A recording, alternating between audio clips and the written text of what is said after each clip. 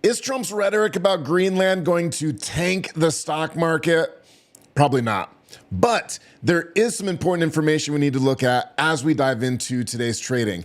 Welcome to your market forecast. We'll start here on the S&P 500. We're just under an hour until the market opens, and futures do have us slated to open a little bit lower than we closed on Friday. Of course, yesterday being a holiday in the stock market.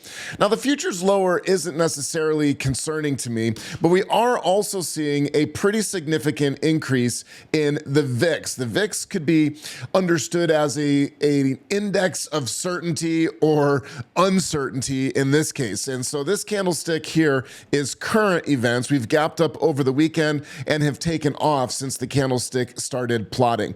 That does not bode well for a bullish S&P today.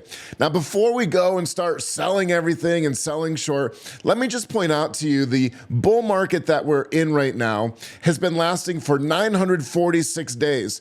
Relatively speaking in history, that is not that long of a bull market. You can see them all highlighted here in green. We've got markets that are almost 2,000 days. This bull market was over 4,000 days, 1,841 days, 2,000 days, etc. We're not even into the 1,000th day of our bull market. And these are calendar days, not trading days.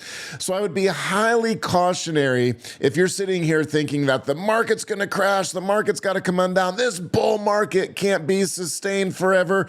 And it's just simply not the truth. It makes for great clickbait out there on YouTube. But if we're looking at this candidly, this bull market could remain intact a lot longer. So if we're not expecting a crash necessarily, what could we be looking at? And if we come back here to the S&P 500, one of the things that's been interesting to me that's been developing is this little bit of a quasi-symmetrical or ascending triangle is probably a better way of describing this. Now, if this were to break out bullish, that would be a very good, positive, encouraging thing. Everybody likes it when the stock market goes up. But if this does break out bearish, it could represent a bit of a pullback. Think of it as stocks going on sale, not stocks going out of business. So as stocks go on sale, there's going to be an opportunity to buy into these at a cheaper price. Candidly, today, unless you've got some day trading strategies in your back pocket, this is a pivot point and maybe not the best time to be guessing, which is all you'd be doing right now, which direction the market's going to go. We're at a classic pivot point, and we do need to allow the market to tell us which direction it's going to go before we run enthusiastically in the wrong direction. I also want to point out we've been watching for some time now this bearish divergence. Bearish divergence is when the stock is making higher lows and higher highs, and MACD is making lower highs. This typically, more times than not, plays out in the form of a bit of a retracement. It's kind of another argument for stocks going on sale in the near future, possibly. As you're looking around the stock market today and you're figuring out what you want to trade, my attention's been on the financial sector, ticker symbol XLF. And for quite some time now, this sector's been in a really beautiful bullish trend, but then it did run into some resistance here, recently broke out and is testing old resistance as new support. Now, what's interesting here is if we come into our watch list, there's several stocks that have a stochastic reading that is oversold. Stochastic below 20 during an uptrend is a powerful combination.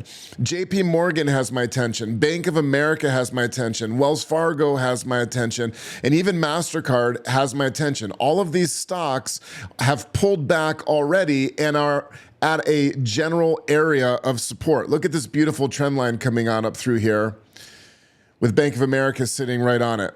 Also, most of these have traded back to their 100-period simple moving average as well. So if I was going to start looking around at some stocks that have already gone on sale, those would be several that are on my watch list. But like I said before, be careful because the market is at a pivot point and it wouldn't take much for this to sell off a little bit, not crash, not everything go out of business, not the economy's in the toilet. But the market might pull back a little bit, and there's going to be an opportunity to buy some stocks on sale at a cheaper price if that happens. I hope you enjoyed this market forecast. If you'd like more market forecasts, click subscribe, hit that like button. It really does help. And we'll see you next time for your stock market forecast. Take care.